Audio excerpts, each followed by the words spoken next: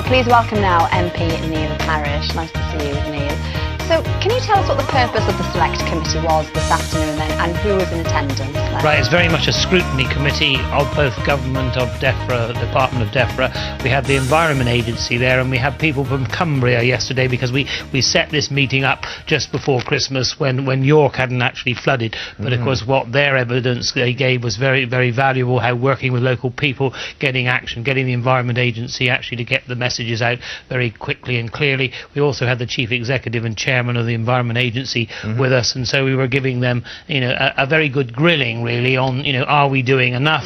Are the 1 in 25-year floods happening now, and 50-year floods every 5 years? Can we believe? And what was their answer to that then? Is enough being spent? Yeah, well, not only prevention. just spending, it's the way we do the mapping, it's the way we... and one of the ladies in Cumbria who was a resident actually said one of the problems now with the environmental maps is that they say it's an amber or red warning for floods, and then people in a way, no floods actually happen, and so people in a way don't become slightly complacent with the way it's warned. So now we've actually got to say, this is a storm, this will flood, and you've got to make sure you get the messages out to all the community, and I think that's one of the lessons we learn, and also making sure the pumps are turned on, making sure the right pumps are there. What we learnt back in Somerset a few years ago was we brought these massive pumps in from the Netherlands. You need a hard concrete base to put them on. Well, let's have, like in York, let's have a base there so that if the pump goes wrong, you can put a massive pump in place. No good to say we haven't got enough pumps or they're in Somerset.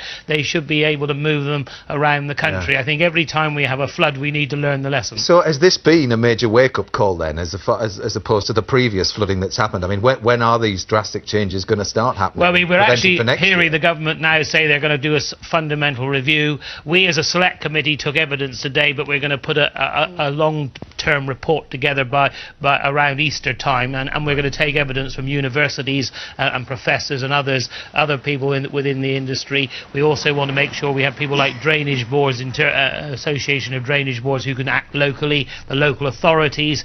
There's times when shopping trolleys get stuck in culverts. You need somebody to be able to get there locally, pull that out and make sure it doesn't flood, not wait for somebody to come from the Environment Agency. The Environment Agency talks about dredging in places, but of course they've been dragged to the table rather late, because it was only when the Prime Minister came to Somerset twice and said the river will be dredged. It was now chalk streams and rivers don't need to be dredged, but in that, rivers that are close to the sea that silt up very quickly do actually need to be dredged in order to save our towns. We've also got to look at management of land so that farmers actually get paid to manage water, so it becomes not a loss of earnings, but it becomes a way of earning an income from that land, and that might be a more cost-effective way of stopping water. So some places we've got to get the water to move faster, other places we've got to slow it down, and I think we've just got to accept that it's part of infrastructure, and we need to protect our land, our properties,